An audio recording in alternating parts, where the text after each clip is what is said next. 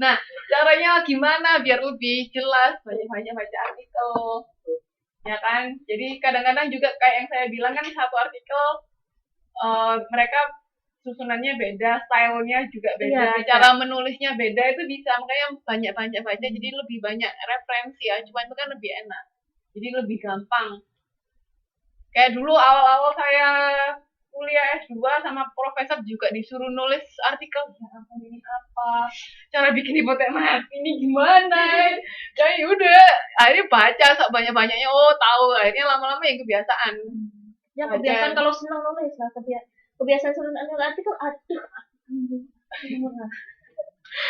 Itu banyak baca-baca aja kan mumpung masih waktunya masih banyak toh sebelum bener-bener ngambil karir kan 2 semester Nanti ada itulah bimbingan ada semester 7 semester 7 nanti ada.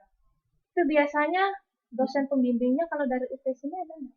Bu Nadia, Nadia, iya ya. Emang nggak datang kamu kemarin? Datang, enggak maksudnya selain Bu Nadia. Ada beberapa juga. Kalau Bu Nadia sih tahu, kemarin kan udah perkenalan. Ada beberapa dosen yang lain juga kok. Kalau Bu Nadia lebih ke manajemennya. Bimbingan bikin kan itu ada terserah sih. Ya memang saya juga nggak menerima bahasa Inggris karena bukan bidang saya. Yang pasti saya untuk jurusan manajemen. Ya, iya, lebih ke manajemen. Kalau bahasa Inggris ya. Kalau bahasa Inggrisnya buku. Iya. Miss Puan, nggak mau dia dipanggil Bu. Oh sih aku belum buku. Belum ibu-ibu katanya. Miss. Ya kan guru bahasa Inggris. Jangan ada sendiri-sendiri. Jadi nanti mumpung masih belum benar-benar belum baca artikel yang banyak, nanti idenya juga lebih banyak, lebih tahu cara nulisnya juga lebih gampang. Oke. Terima kasih. Tuh kan, udah berdiri suruh duduk, padahal duduk suruh berdiri. Saya mesti Aditi untuk saya pilih dirimu Mbak Suci nggak ada, kalau ada Mbak Suci pasti ditanya.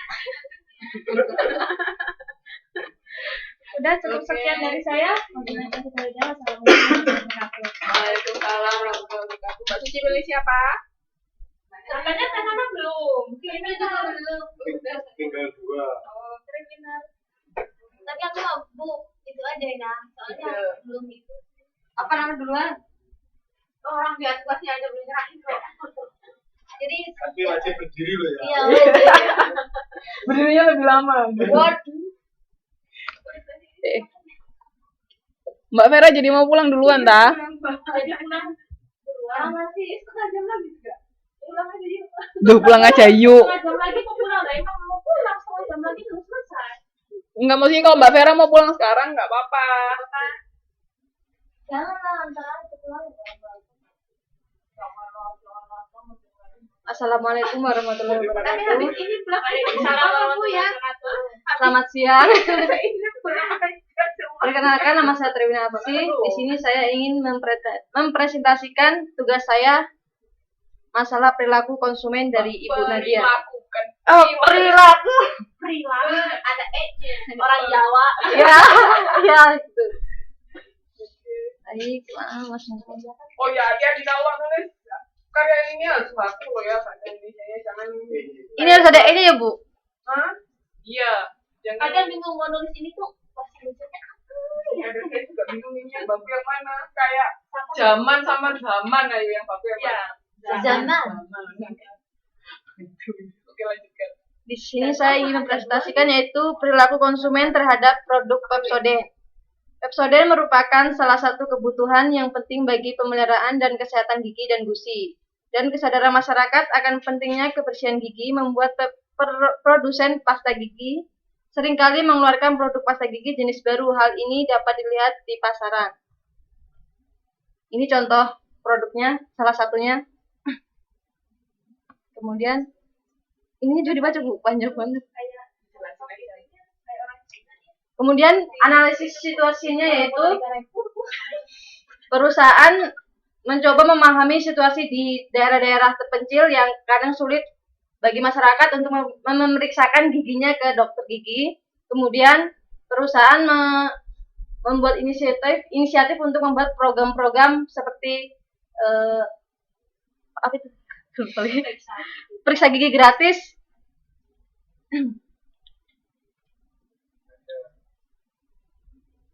Program Papua Tersenyum. bersenyum enggak? Iya, ada nanti.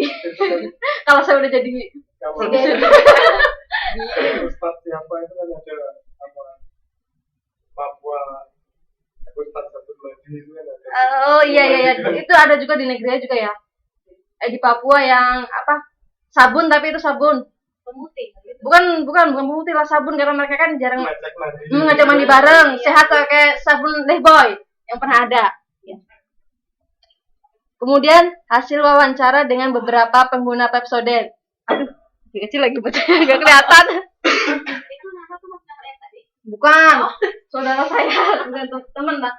Itu Nana doang. Intinya saya menanyakan mereka berapa lama menggunakan Pepsodent tersebut, kemudian hal apa yang mempengaruhi mereka menggunakan produk tersebut dan sejak kapan dan kenapa apa setiap anggota keluarga itu menggunakan produk tersebut. Itu inti dari wawancaranya.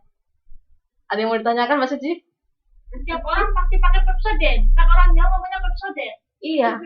Iya nanti itu ada di bawah ntar ya. Bentar. Itu ada penjelasannya sendiri. Ini hasilnya wawancaranya. Kemudian faktor-faktor yang mempengaruhi para konsumen menggunakan produk ini.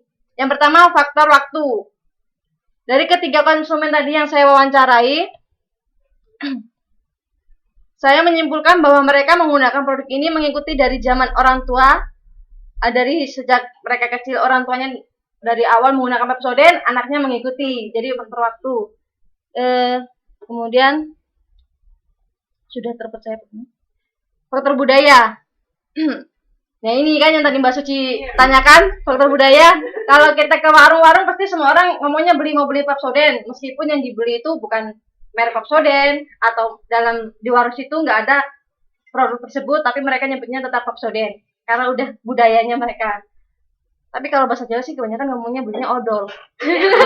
Orang nggak ada produk namanya produk odol, tapi tahunya odol gitu.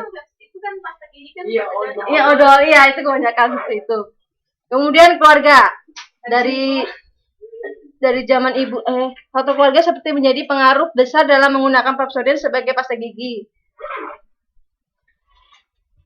Teori yang digunakan kualitatif karena menurut saya dari segi masalah yang saya tanyakan tentang makna dan konsep yang ada di balik cerita para konsumen dalam memakai produk tersebut.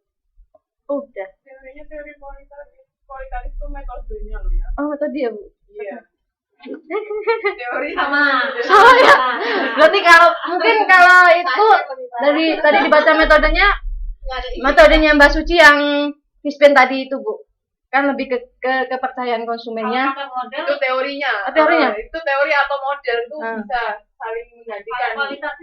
Kalau kualitatif itu Metode yang digunakan. biasanya kalau kualitatif itu lebih cenderung sebenarnya untuk menyimpulkan sesuatu. Jadi kayak awalnya orang bisa bikin teori itu dari apa, lebih ke penelitian kualitatif.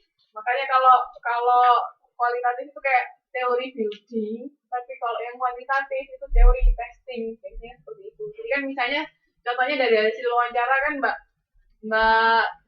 Lina menemukan bahwa orang-orang itu pakai satu produk itu karena apa? Karena faktor dari keluarga. Misalnya, kalau faktor keluarga kan tadi hampir sama kayak teori Fishbane karena ada norma subjektif, maksudnya orang-orang sekitar yang mempengaruhi seseorang sampai akhirnya dia juga membeli produk yang sama dengan yang orang-orang sekitarnya beli. Nah seperti itu, kayak gitu itu bisa.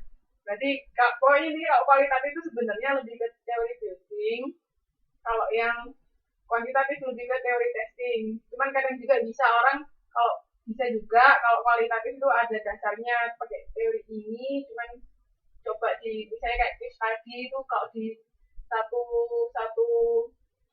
area penelitian itu seperti apa, itu apakah hampir sama, itu kadang juga bisa. Nah kalau Mbak nanti kalau memang mau karirnya pakai kuanti itu bisa pakai teori Fishbane tadi. Nah, tapi kalau kualitatif sama kuantitatif itu metodenya ya, bukan teorinya. Kalau teorinya itu ya kayak udah bilang kemarin metodenya kualitatif sama kuantitatif. Ya aku pernah Mbak Suci pakai metodenya. Saya sampai sama.